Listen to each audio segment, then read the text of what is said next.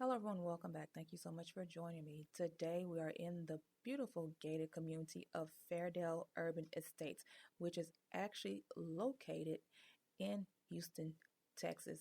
Now, this gated community was designed by MCO Design. This home is going to be a three-story, three-bedroom, 3.5 bath home. It is a little over 2,000 square feet. The starting price is going to be a little under the $570,000 range. Now, if you were wondering what schools this community is zoned to, they are as following: school at St. George Place, Tanglewood Middle School, and Wisdom High School.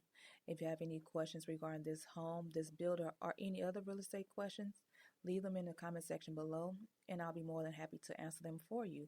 Also, hit that like, subscribe, and that bell to be notified of weekly tours. Enjoy the rest of the video.